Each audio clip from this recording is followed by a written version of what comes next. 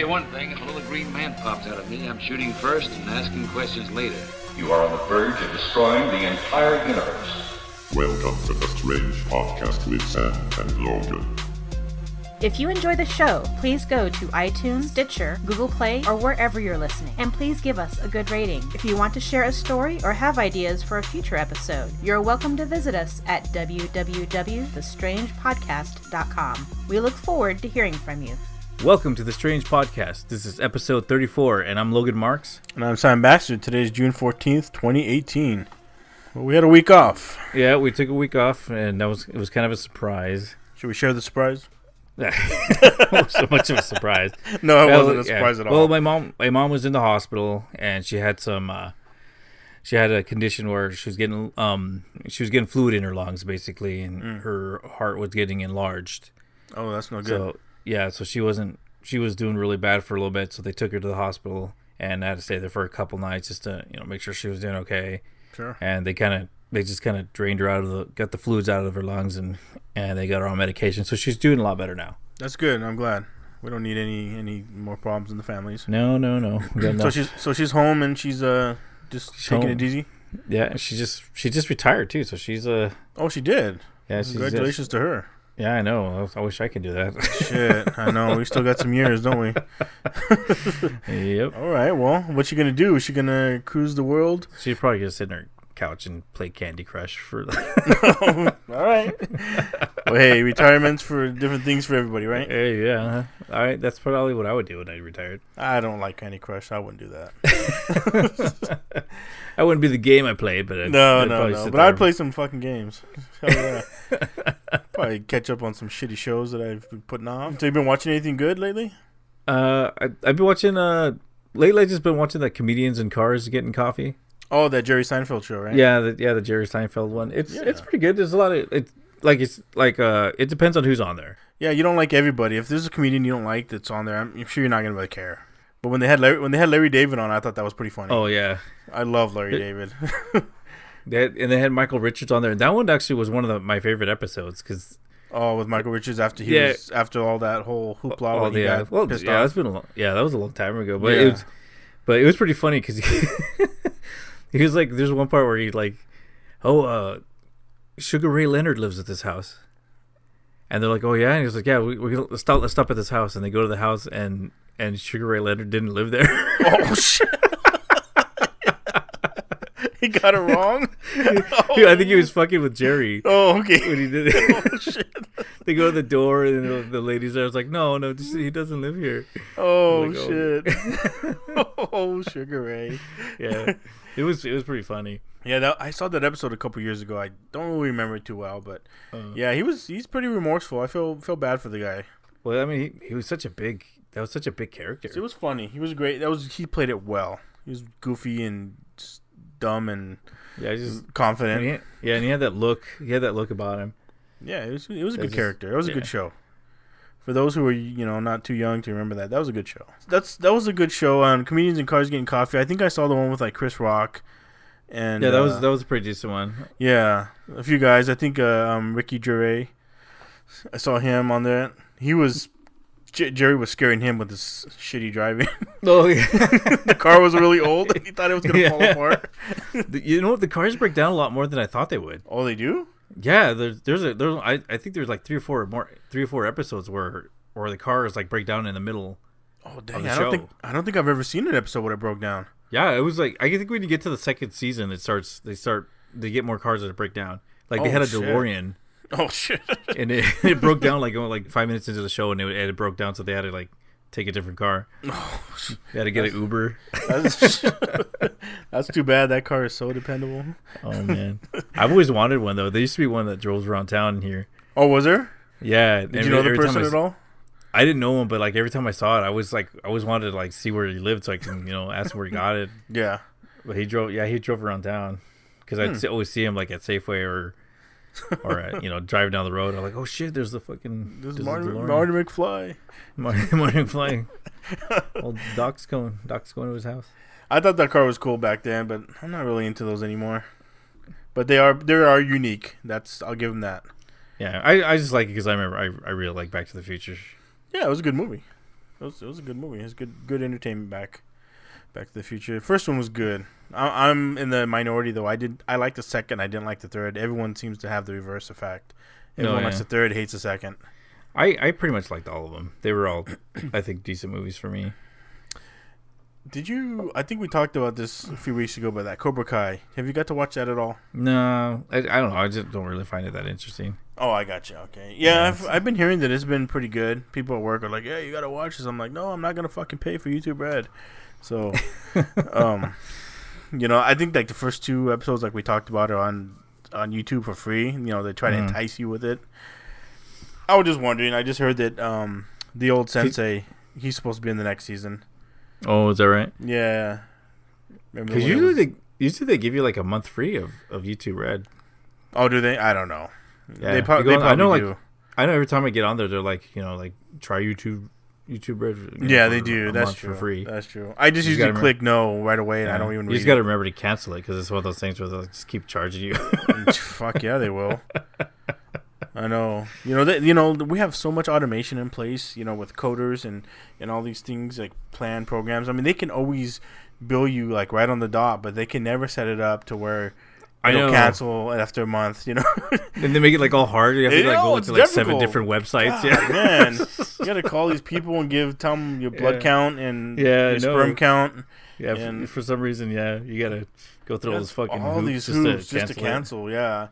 But to sign up, it's fucking just click one button. Just 2 seconds. Oh, even if we do it off your Facebook site. Yeah, it's fucking bullshit. That's the way it is now, huh?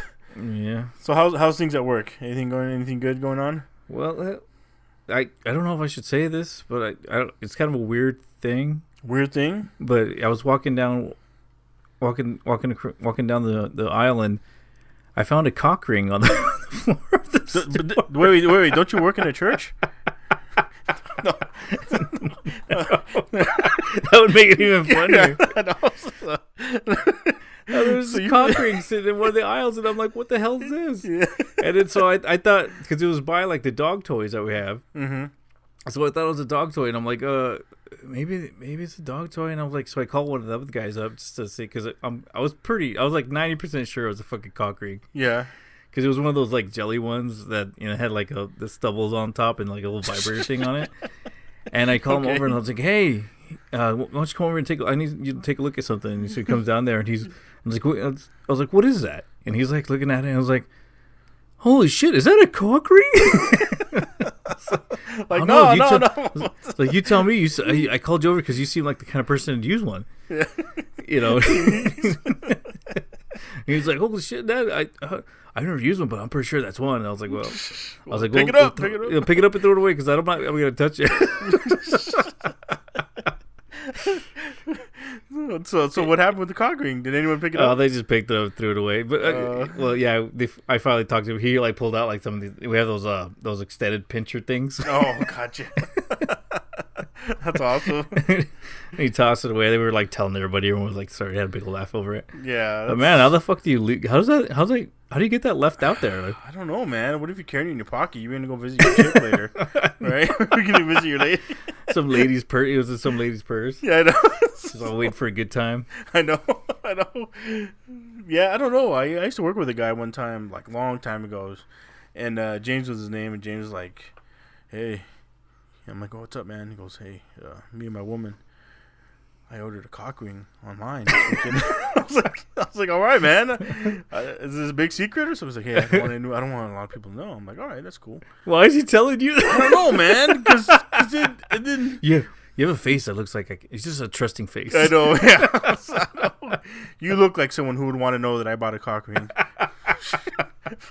So then, like about a couple months go by, I said, "Hey, man, since you told me about that, how's it work?" He's like, "Shit, man." He goes, "I'm a white guy." He goes, "And they sent me one that's like fucking meant for like a 7-foot black guy." He's like, "I can get it goes around my wrist." He goes, "I can't fucking feel that." Around the wrist? Jesus Christ. And he's like, "I can't send it back. I feel too embarrassed." What am I gonna tell him? It's too big. And so so he had to keep it. He had to keep on another one, but I think the X was extra small on the next one. Because I guess he said it was too huge, man. He said he couldn't get it. It just fit on him like it was just too big. Dang. Yeah. It's like, I need the extra small size, please. I know. Please send the smallest. He just ordered that one because he was too embarrassed to get the small. I don't even know what size you would order. Like, do they ask for measurements? Fuck, who knows? I don't know, but I know. Those are one of those things. Like, humongous. how do you know? How the fuck do you know which one to get? That's interesting. I don't know. You'd think they have like when you buy like rings and stuff online with yeah. When you take that little piece of paper in your I know. This is how fat my cock is. Give me the size that fits this. Oh, you want the extra small, sir? Okay. Oh. Well, speaking of cock rings, The Incredible 2 comes out tonight. That's a great segue. So did you ever see the first one? That was long. When did it come out? Like 10 years ago? Yeah, something like that. Like maybe even what took longer. it so long? Yeah, it came out like 10 years ago. Did you see it? Yeah, I remember watching it. It was okay. I liked it. Yeah, I did too. I need to see it again. Because I haven't seen it for so long, the first one, so I don't even know who any of the characters are. The first one came out in 2004, 14 years ago. Holy shit, it's been that long? Yeah, man. It doesn't seem like that long. 14 years ago. Fuck. Yeah, so that one came out, and now part 2, for some reason, 14 years later, is coming out. I mean, it's a cartoon. It can, there's no it's all CGI, so it's not like they need the real characters, right? I know, it's like they had like a slow ass Windows 95 doing all the rendering. Yeah, I know. So it took so long. So yeah, I like to check that one out. Like I said, the first one was good. I don't mind these kids movies nowadays. They're all pretty good. Yeah, most of them are pretty decent. Like I remember liking the first one. There was a good amount of action on it. All the characters were kind of cool. I honestly don't remember, man. It's been so long since I've seen it. I don't even remember who the antagonist was. It was like that redheaded kid, and then he grew up and he like knew how to build things and he wanted everybody to have superpowers so that nobody would be special. Oh, really? Yeah. I don't remember, man. If I watched it now, it'd be like a new movie. It's been that long. But hopefully this next one will be pretty good. Yeah, I'll probably go check it out. I probably won't go to the theater and watch it, but I'll probably watch it on DVD. So we should probably get into the strange news. All right, let's do it. All right, let's do this. So we're gonna go on a break, and then when we come back, we'll hit you with some strange news. It's time for strange news. Welcome back to the strange news segment. Do you have anything good for us today? Well, I just thought this is not a real big news story, but I thought it was weird. So you know that they had that summit in Singapore with President Trump and Kim Jong-un of North Korea. They met up there, right? Uh-huh. So apparently Kim Jong-un, he wasn't taking any chances there with anything, man. No. And he ended up getting like a bulletproof limousine. Uh-huh. You know, he had his own shit that a lot of type of divas, they bring their own things. You know, they want their own things. They have to make these demands. Well, he bought his own toilet. Was it like an outhouse? He bought his own toilet because he wanted to deny any determined sewer divers insights into the Supreme Leader's shit. Well, yeah, you never know. They can probably clone him. Yeah, I guess. Yes, we have his shit. Yeah. So this guy, man, he fucking bought his own toilet so that he can keep all his own shit to himself. Oh, well, you never know what they can figure out with I know. their shit. I know. Yeah, I mean, maybe stuff. he's savvier than we think. All your DNA in there, where they can scrape it off of that corn you ate last week, and Yep. Doesn't want anyone to know, right? I mean, you know how they're really tied off in the world, so it's just another way for them to do it. Yeah, that sounds reasonable. You know. Yeah. I mean, that's what I would do if I had money. Yeah. I would just make sure I didn't leave my shit anywhere. Yeah, if people actually cared about me. So I'm wondering, I wonder if like they took the shit with them back. I'm assuming they did. I wouldn't deny it. I'm not gonna say that's what they did, but I wouldn't doubt that they took the shit back with them. What a crappy job. That was your job. Just like, I know. I hauled the great leader shit. Yeah, around. yeah, his shit. I get to smell it all day. This guy probably hates taking shits now. He doesn't do shit. Yeah, so I thought that was pretty interesting. You know, like I said, he's not taking any chances, and his shit does not stay in his body, but it also doesn't go in the toilet or the sewers of Singapore. Yeah, that does sound reasonable, I guess. So kudos to Kim Jong-un, I guess. For keeping your shit together. You go, girl. You go, girl. So what do you got? I got a story here that I thought was kind of funny. Of course, it's going to happen in a Walmart because usually shit like this does. What? Shit happens in Walmart? Fuck. So a man in his underwear and cowboy boots starts a fight with an officer in a Walmart. So in Madisonville, Tennessee, yeah, you gotta have the look. You know, you can't just you just gotta fucking be badass. So a guy in Madisonville, Tennessee, arrested a man who fought them in his underwear and cowboy boots at a Walmart. So his name was Jacob Braley Hodge, 28 years old. He was charged with public intoxication, disorderly conduct, and resisting arrest. Police were responding to a report of a fight at the Walmart. The officers were confronted by Hodge, who was screaming and cursing while wearing just underwear and cowboy boots. That'd be funny if the cowboy boots and underwear fucking actually beat up the cop. No, takes off rags, just see him running down the street. Yeah, it's good. When he got there, the cops were like, try to get Hodge to calm down. You know, just go home. They were telling him, you know, his friends were there. They're all gonna go back home. But you know, of course, he was drunk, so he started belligerent and started talking shit and tried to walk away from the cops. The cops grabbed his arm, and that's when Hodge lost his shit and started. Not like Kim Jong-un, right? No, not like that. No, he knows how to keep that shit. Not literally the shit. Okay. Hodge hit the officer in the face, and the shit went down, and they cuffed him and took him away. The shit went down. Again, not like Kim Jong-un. No, his shit went in a bag or something. No, can't be as crazy as this next lady this young woman endured an exhausting ordeal when she got her head stuck in a truck's oversized tailpipe at a Minnesota music festival. So the firefighters used a power saw to free the woman from her predicament at some festival in Minnesota. It's unknown how she ended up with her head in the tailpipe, but alcohol may be a factor, is what the cops think. Why would you stick your head in there? I don't know, man. I mean, when you're drunk, why do a lot of people do a lot of things, man? Yeah, I guess. But there had to be like even when you're drunk, there's got to be like maybe she saw something in there. Maybe somebody dared her. Hey, I bet you can't get your head in that tailpipe, right? Yes, I can. Yes, I can. Hold my beer. I'll show you. Yeah. Somebody dared her, like, hey, I bet you can't eat the sandwich while your head's in the tailpipe. And she went, yes, I can.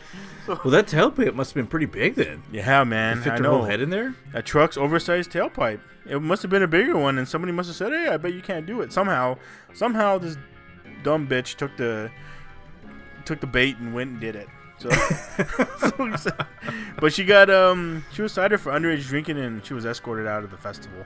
She was underage as well? She was underage as well, man. The cops busted her. There's a lot of factors in why you would do something that stupid. Alcohol, just being a dumb kid. Yeah, I don't know. I mean, you know, kids will be kids, right? I lived my whole life, and I've never been drunk to the point where I'd stick my head in. Then you have not lived, my friend.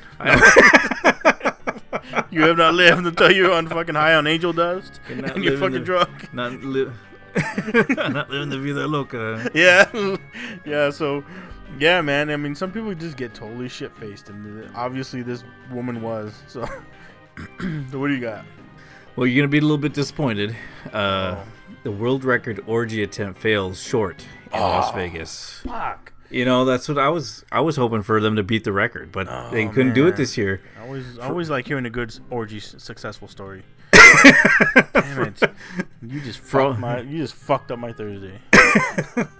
So what happened? So for all the fanfare leading up to the June 2nd attempt to break the records for the world record's biggest orgy, the main event of the Sin City 8 adults only weekender didn't quite attract as the amount of people they expected. Despite having more than 1,000 registrants, only 375 of them made it to the Green Door Sex Club that Saturday to break the what's it like, even an unofficial record. So it's not like it's like it's going into Guinness Book of World Records or anything like that. Yeah, I was gonna say, what type of record is this? Yeah, so I guess the original unofficial record, it was established in 2006, and they had 5,000 participants that gathered in Japan. 5,000? Oh, sorry, 500. Sorry. Oh shit! I was like, "Fuck, that's a lot." I know. Yeah, that makes a big difference. Yeah, I was gonna say 300 ain't shit to 5,000. This is a big old trail of like all these bodies just. Yeah, I know, this is pure sex. So 500 in Japan. So yeah, well, that's the place to go if you can do some crazy sex parties. Damn, I guess they like their sex. So it was difficult to get people there because I guess the circumstances involved were two venue changes. So basically, what happened was when it first was at the first venue was at the hotel, and when Stephen Colbert talked about it, they didn't realize what was going to go on there, and so when that happened, they're like, the operator, the main operator from the Hilton decided, no, that's not going to happen here. So they had to go to. That's when they went to the Erotic Heritage Museum, and then I guess when they moved there, they got so much pressure from the people around there, not having it there at the museum, so they had to move like last minute to what they call which was the Green Door Sex Club. Ooh. And because it was such a last minute, they didn't get enough people. So they fucking failed by 200. Yeah, pretty much. Did the orgy commence with 300? Yeah, well, I guess they had it, but it just didn't. It didn't break any records. Oh, didn't poor break them. Record, so why even? Those poor saps just had to fuck without any goals in mind, huh? Oh, the agony. I wonder if they have like a ratio. Like you can't just like show up. You can't just be a dude showing up. Yeah, I know. I bet there was a lot of guys, huh? Well, you would think like if you're gonna do it, like you would have to bring a female with you. Yeah, that's true. Because then it would be just like 500 dudes. Just I know. There'd be like and there'd be like two chicks in there. Shit, maybe that's those girls' dream. Who knows? Yeah, it could be. Yeah, like I guess they're probably. From what I heard, it's like mostly like swingers. I got you. So they would go, and then that way have a good mixture. But that's it. Sounds fair enough. Yeah, but it's just, I guess it's unfortunate, people try to. They try to coordinate a good event, a good wholesome family event, and it failed. Yeah, people just don't understand. I know. People need orgies too. I know. People don't understand what it means to be part of a team, don't they? So I got some weird one. This Ohio man literally falls into police's hands after eluding them. So this guy ran from a traffic stop and found himself clinging by his hands to a window ledge. He was caught. Yeah, so the Youngstown Vindicator reports that Youngstown police say that 21-year-old Darren Mitchell jumped out of a car and fled on foot Sunday afternoon when officers responded to a report of multiple gunshots having been fired. So they got the report. They showed up there. I guess he was the main suspect. He must have done it, so he took off. So they chased him. They chased him to a house. He tried jumping in like the window above, and he was trying to pull himself in. And he looked down. He saw the cops were down there below him. He's like, "Oh shit!" And so he kept trying to pull himself in, and the motherfucker couldn't do a pull up. And so he just he fell in. The cops were just waiting there below, and they just caught him. And after a brief light struggle, he was arrested. So I shouldn't have skipped the back day. I know. To be able to do that pull up. So he's been charged with felony of fleeing and eluding, and like I said, man, not doing pull ups. I guess fucked him. So, oh man, see, that's what happens when you don't prepare. Yeah, he was just landed right in their hands. It was like a gift from above. a gift from the heavens. Man, I wish the cops wish it was always that easy. It's just like, I know. I know. Show up and they just fall into your hands. I know. I know. I got something like that story. It's one from MacArthur Park, Los Angeles. A man suspected of assaulting someone with an axe, and then swimming through MacArthur Park Lake to avoid police was taken into custody Monday. So basically, the situation unfolded around 2 p.m. when authorities said a man armed with an axe threatened someone and then assaulted them with it. That suspect then swam to a little island in the middle of the lake. What? Refusing to leave. So he just swam to a little lake in the middle of the little island. He backed himself into a corner. Yeah, so he's stuck in that little thing. So the cops are just waiting for him on the shore. So eventually, he's out there, right? He's getting tired. He's getting hungry. Yeah. So he's like, "Oh, fuck this! I'm gonna swim back to the land. I'll swim. I'll swim to freedom." Yeah, he got in the water, swam around for a little bit, and then he came back to shore. And then the firefighters hosed him off, and the police took him into custody. Fuck. How the fuck would you? But the victim who was attacked he survived. He was fine. So this guy backed himself into a fucking corner, and then he couldn't get out. Why would you swim to the middle of an island? Just sit there. I don't know. I can just imagine they're standing there just watching them. Yeah, they're just there, arms just crossed, eating some donuts or whatever they have, drinking some coffee, waiting for the shit to go down. Yeah, it's like, this guy, we got him. I mean, it's not like he can do anything. He's coming out of the water. What a jackass.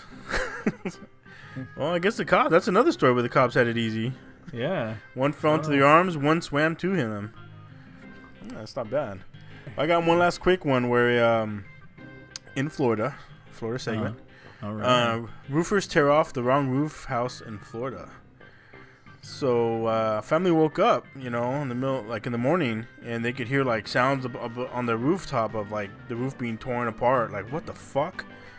And so they woke up and they were heard all this loud banging, and the person that lived in the home, they said someone was banging on the roof. They didn't know what was going on. They said we didn't order a new roof or anything. So, and she was the woman, Sarah. I don't know if it's Fricky. She was wondering what the hell, who authorized this, and I didn't have any work order for this.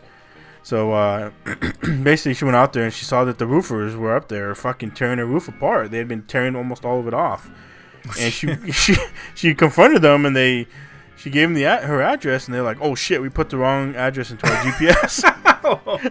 They went the wrong house." So they had to repair the damage, but the woman, Sarah, says that they weren't satisfied with how they repaired it. I guess they probably did a shoddy job, right? Yeah, they don't care. Yeah. So it's a little issue right now. Again, just waking up to your house, your roof being torn apart in Florida is probably not very good. But it happened to this family in Florida. And it's like those guys or those people that get swatted or whatever, and they go to the wrong house. Were they what? Or they get swatted, where they think the SWAT team comes in. Oh, yeah. They break in the door. It's like, oh, shit, wrong house. Yeah, so at least one of them was, swatting would be probably scarier. That'd be scary, but I don't know, the roofing thing, if they tore down the whole roof, that would suck, because then, fuck, that's expensive to fix. Well, I mean, they didn't, tear it completely off, right? But they had peeled off a lot of the roof, and they were going to repair it, so... I think she got to it before they made too much horrible damage, but again, they didn't repair it all the way. Yeah, the whole roof wasn't off, but still. You think they would come and say something we're gonna come and work on your roof? Yeah, hey, we're here to work on your roof. Instead, nope, they just got up on the ladders and started tearing shit apart. Hey, man, these are hard workers, man. I guess, man. Let's get some shit done. Let's not even authorize anything. Yep. I know this is the house. Let's just fucking do it. They fucked up, unfortunately. That's all I got. All right, so we're gonna move on to the main topic, which is the Bermuda Triangle. The Bermuda Triangle, and some other places that are. What was the other location? So the sister location is known as the Dragon's Triangle, or AKA the Dragon Sea, and this is in the Pacific.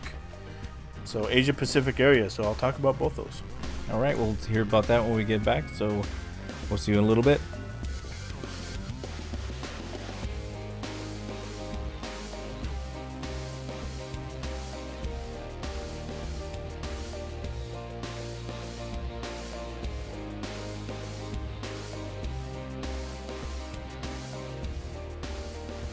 And we're back. All right, back for the Bermuda Triangle. Oh, I'm excited to hear this one. Yeah, so much new information about Bermuda, isn't there? Well, it's been a while since I've heard about the Bermuda Triangle. Yeah. I mean, there's always been like, for me, I always hear like the same stories about it.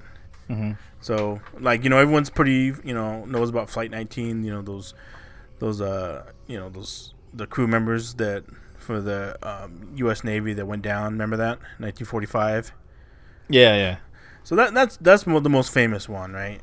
But I got a couple other ones. So the Bermuda Triangle, it's also known as the Devil's Triangle. It's one of the most mysterious places on the planet. Ooh. And it's located on the southeastern coast in the U.S. in the Atlantic Ocean between Bermuda, Florida, and Puerto Rico. So the region has become the center of unresolved mysteries. Many mysteries there, right? Lots of ships going down. It's 440,000 miles of sea, and it's part of a busy shipping route in the world. But a lot of vessels heading to the U.S. and back to Europe or the Caribbean, they cross through there every day. So there's a lot of ships that do go through there. Mm-hmm. Not everything goes down. So some people may think that everything goes down. It doesn't. But over time, a large number of ships and planes, have been mysteriously disappearing in the region. So the Bermuda Triangle has been blamed for a lot of the disappearances. That name, Bermuda Triangle, was first used by Vincent Gaddis in the 1964 in the article published by the Argosy magazine. Mm. So even back with Christopher Columbus, he reportedly saw a flame of fire crashing into the sea in the Triangle during his first voyage to the New World. That was allegedly he wrote about. Oh, really? I didn't know that. Yeah, that's what he said. And mysterious behavior in the region came to public attention, mainly in the 20th century. With the Navy cargo ship, the USS Cyclops, there was more than 300 people aboard. They went missing in the Bermuda Triangle. Mm-hmm. So, a few of the things about the USS Cyclops.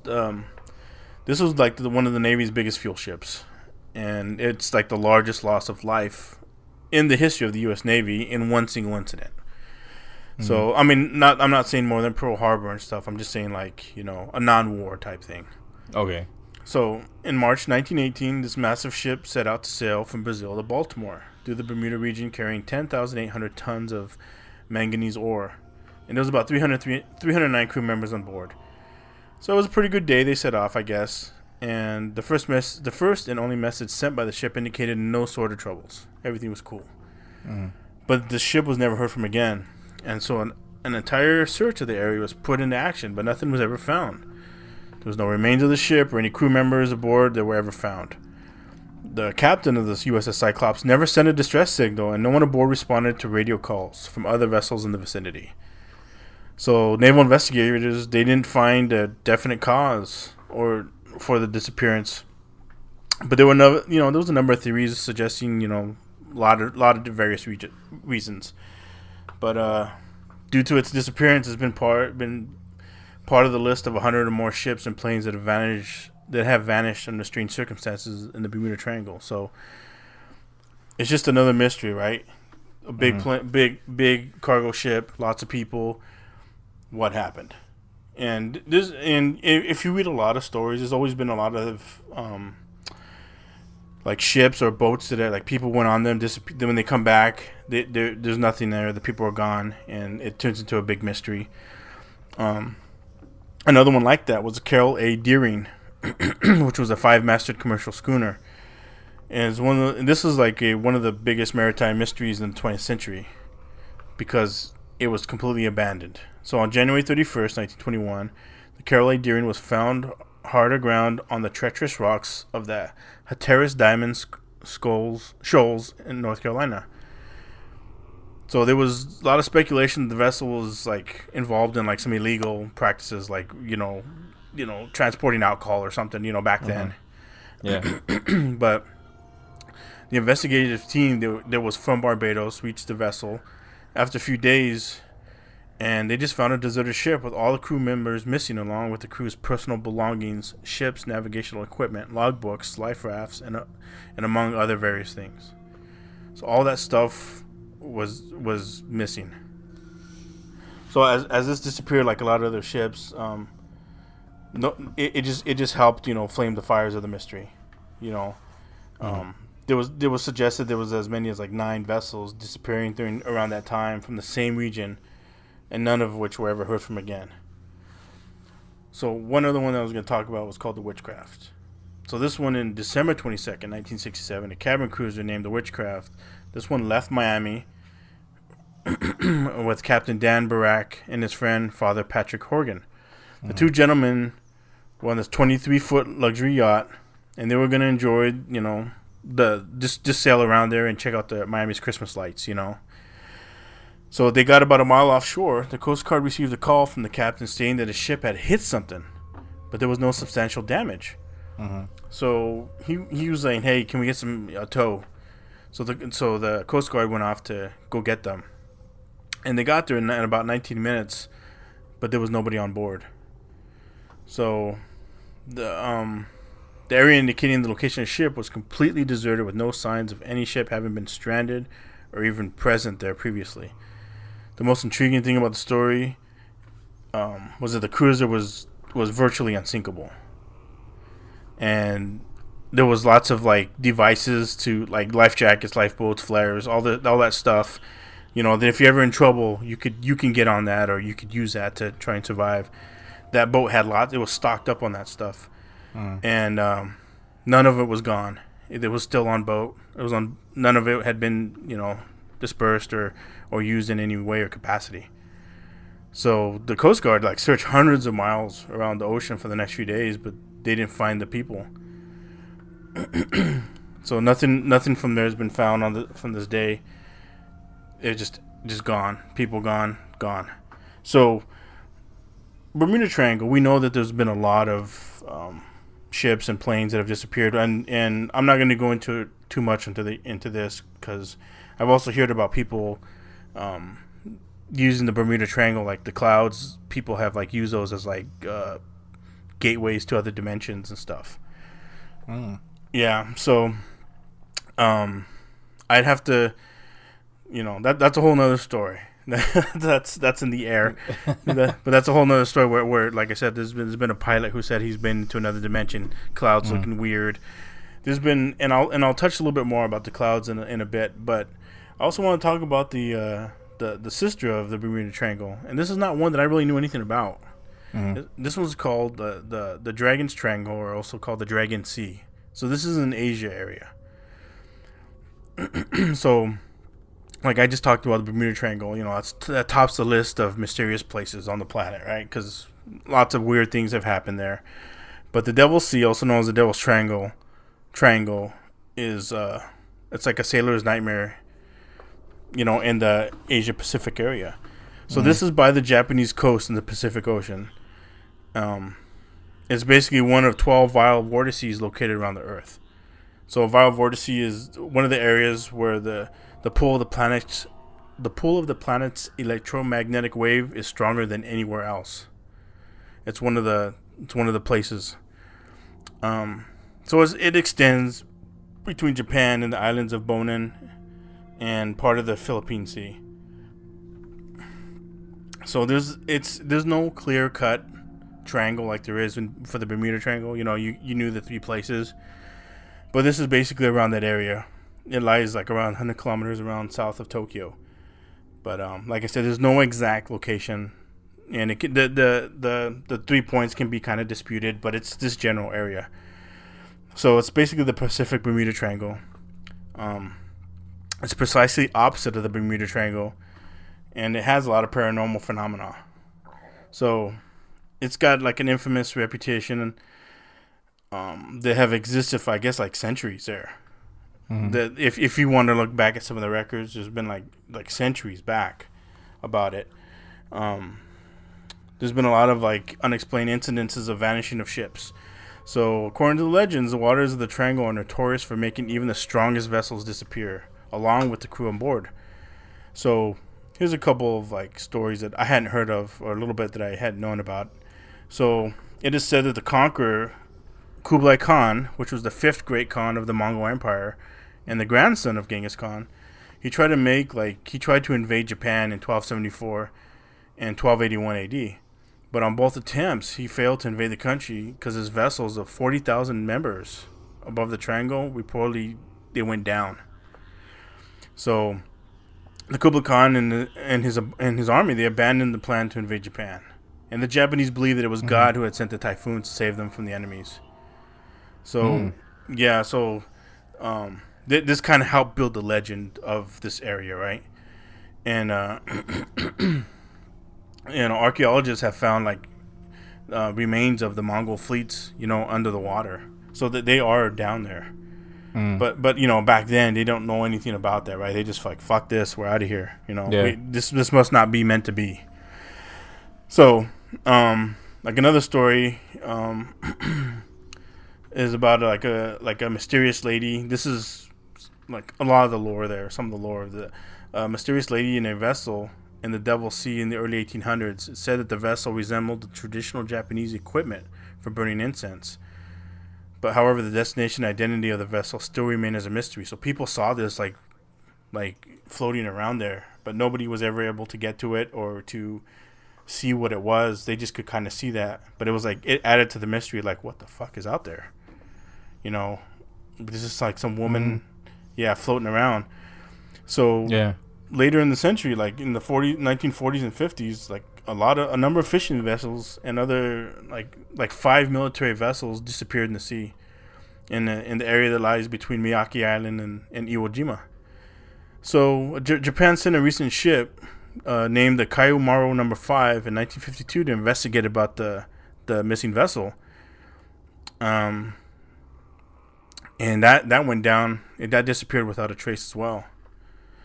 And so there were 31 people that were on board of that Kaiumaru No. 5, and they all perished or whatever. They all died. Yeah. And the wreck of it was recovered later, but the crew members were never found. So again, if they went down, I'm sure they became fish food. Unfortunately, I mean, I'm pretty sure they weren't going to be in the boat as it went down. But I guess following the incident, the Japanese government reportedly declared the area too dangerous for any type of voyages or transportation of goods, so they just stayed clear of it. Like anything like that, government says, nope, stay away. This is, like I said, it goes back even to the typhoons of, the gods keeping, evil at bay. They figured, hey, we're not going to tempt this area, tempt fate. So, to begin with, the term the dragon in the Devil's Sea's name, it originates from the Chinese fable about dragons existing below the water surface. So according to the fables, the dragons under the sea attack vessels passing by to satisfy their hunger. So this was these fables were before AD. This was 10,000 BC era where they had these tales. And they did a lot of, emphasis on the presence of mythical creatures like dragons. And dragons are really popular in Chinese culture. So this helped, fuel the stories, fables later on. Because in Japan, the name Mano Umi, which means the Sea of the Devil, was originally coined by the Japanese countrymen years ago when the stories of paranormal phenomena in the sea was popularized. So a lot of what they believe is that there's creatures there under the water as well, and it's haunted, and it's keeping the Japanese from going out there. Hey, this is off limits, and they feel like it's off limits, and they don't want to go out there at all because in the past, anyone who's went out there, boats and anything, never returned.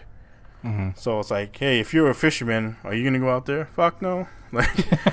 Screw that. Yeah, I'm not going out there, man. Everyone, all my buddies went out there, and they're all gone. So one of the theories, as the myths of the Devil's Sea, it popularized, through legends. There were also people who had their theories of, or scientific explanations, attempting to solve the mystery, right? Because again, we've never known between the Bermuda Triangle or this one, what was the reasoning for all this. There's been a lot of theories, right? But there's no real truth yet. They don't think, but Scholars like Ivan Sanderson suggested that it is hot and cold currents crossing the vile vortice leading to the disappearance of vessels in the Devil's Sea. So according to Ivan, these currents result in electromagnetic disturbances that trap the ships passing by. So that's one theory about the Devil's Sea. Another one is that the subsea volcanoes in the area caused the disappearance of the vessels. The eruptions from the volcanoes could have initiated such accidents, substantiating the stories of dragons sucking the ships and its crew into the ocean's depths, right? Mm-hmm. So volcanoes dragging them down, there's dragons down there. Because due to the volcanoes and seismic activities, according to like the marine scholars, islands in the area often disappear suddenly while new ones appear at the same pace, right? So there's always land shifting up and down. Mm-hmm. So they're pretty sure that maybe that had something to do with why the people are getting sucked down or why they're disappearing. Another person, claimed that the anomalies in the triangle were the result of the environmental phenomenon.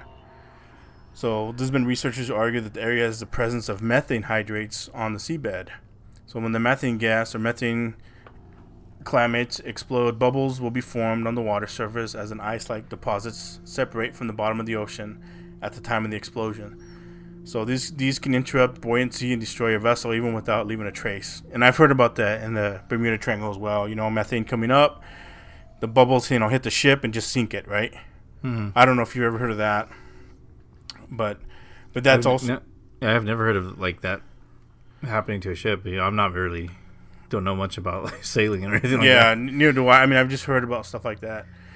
But in 1989, an American writer and paranormal activity theorist Charles Berlitz wrote a book, The Dragon's Triangle, after detailed research on the paranormal activities in the Devil's Sea. So according to him, the accidents involving the 5 Japanese military vessels in the triangle due to the evil, I'm putting air quotes, nature of the sea have resulted in the death of over 700 people. So, questioning his arguments, Larry Kush published a book, The Bermuda Triangle Mystery Solved, in 1995. And he rejected the story of the disappearance of the Japanese warships, arguing that the vessels went missing were fishing boats. So they weren't military boats. He's saying they were just fishing boats. Mm. So they probably had a worse chance of surviving out in some, some bigger waves and water. So he claimed that the research ship sent by the Japanese contained a crew of only 31 as opposed to the 100 stated by Charles in the vessel that was wrecked. And so he argued that the research vessel was wrecked by an undersea volcano in 1952. The wreckage was retrieved by the Japanese a few years ago, which further rejected Charles's claims. So there's been a lot of theories of like what this is, why the Dragon Sea, why ships are disappearing, just without a trace, nothing at all. Bermuda Triangle, more popular, right? We all have heard of the Bermuda Triangle. Yeah, everyone's heard of that. So this is one thing that I just heard about. And actually, my son told me about this because he heard about this, and so I looked into it more. And it's like for the Bermuda Triangle, they think they might have figured out the reason why ships are disappearing. Oh, what is it? So I cannot tell you. No.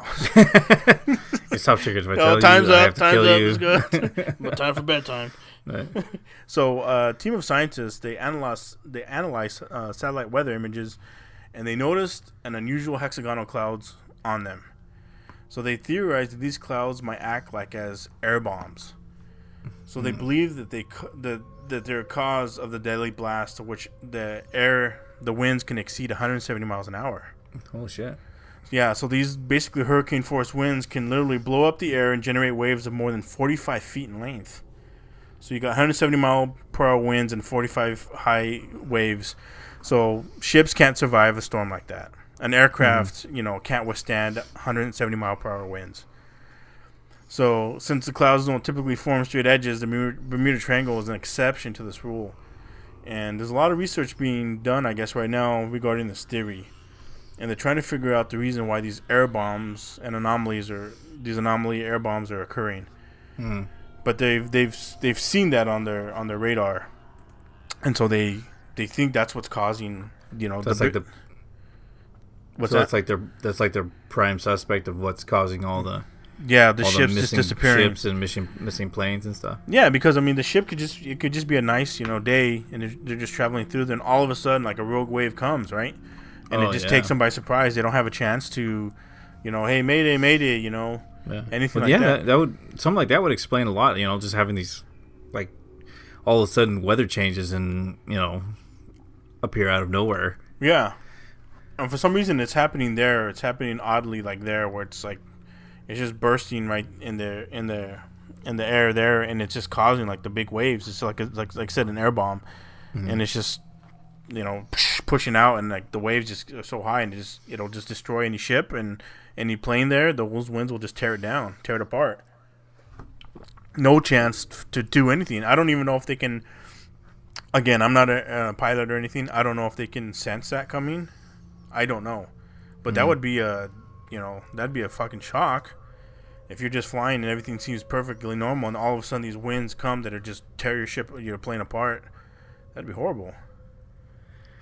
Yeah, and I could see like if there's always remember hearing stories where like they wouldn't find anybody on the boat, or the boat would be there and there'd be nobody in it. Mm-hmm. I could see a bunch of people that were, it's a nice day, they're all out on there, and then all of a sudden this huge wind just blows everybody off of it. Yeah, like what if it knocks them way far away from the boat, right, where they can't swim back to it? Yeah, and then they have all these huge ass waves and stuff. I mean, they're probably not gonna survive. That would make a lot of more sense to why they disappeared.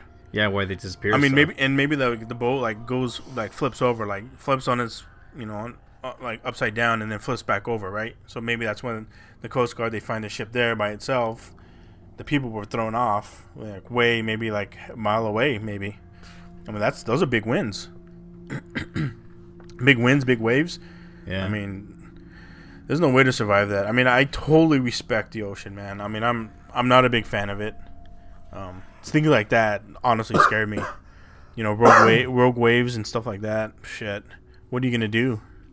Yeah, at least if you're on land and some shit like that, you can go hide somewhere. You can try and go for some cover, right? Yeah. But in the ocean, man, the ocean's a whole new beast. You know where to go. No, but down. Know where to go. That shit's scary, man. And you can't breathe down there. No. Nope. Only the Atlanteans breathe down there. So yeah, I don't know. That's interesting, and I hope they find more, on that. Because I think that would be I would like to know more, and that'd be cool if they actually found out that that's what was going on. And maybe they can figure out how to, how often it happens, so that ships won't. They'll learn to avoid it at a certain times of the year, right, or whatever the month. Yeah. And so maybe it'll save lives. But again, that's just the latest hypothesis on it. I don't know if that's even true. They could be way off. But that would be interesting, because I'd love to know a solid answer why that stuff happens, because I remember growing up. Years. Yeah, I remember growing up hearing all the stories of Bermuda Triangle and missing planes, and I know there's been a lot where the people say they've gone into other dimensions, or yes, of course, and they come back. But I find those hard to believe. But I can understand maybe this crazy weather pattern that comes out of nowhere. Mm-hmm. Or just people disappearing from the plane to ship, maybe, but I don't know. The other dimensions are a little bit too far-fetched. Yeah, I mean, they're interesting to hear. I always remember when I was a kid liking to listen to them, mm-hmm. and just hearing, because it'd be all kind of creepy, I was like, oh, mm-hmm. They wouldn't have saw hey, it was something different, right? Yeah, they saw maybe planes from the future or the past or something. Yeah, the past. Yeah. Shit, there was even Twilight Zone episodes on that. Yeah, those are some of my favorites. Yeah, those are pretty cool. Yeah, I don't know. Like I said, and it could have just been they might have thought they saw something as they were freaking out, right? Yeah, they was like, "Oh, where the fuck are we?" Yeah, exactly. Yeah. I mean, you lose your bearing. I mean, what if they got hit by those winds and they somehow survived it, right? Maybe it wasn't 170, but maybe it was whatever, something that was barely able to withstand. Their plane was able to withstand it, and so it threw them off course, and they freaked out and they thought they saw something. Totally possible, right? Yeah, I can see it happening. But again, until they know for sure, I don't think I'll be sailing out there. I'm pretty sure Bermuda's nice. I hear it's very nice. I would love to go swimming in that beach. You know, I'm not opposed to it. I'm just not opposed to going to that triangle. I'll stay close to the shore. Just Yeah. I'll go out there, but just as long as I can see the shore, I'll be all right. I'll go to the beach, to the resort, and I'll swim in the swimming pool. But I'm not going out in that salt water. Nope. Jaws is out there. Oh yeah. We don't want to fuck with Jaws. No. Nope.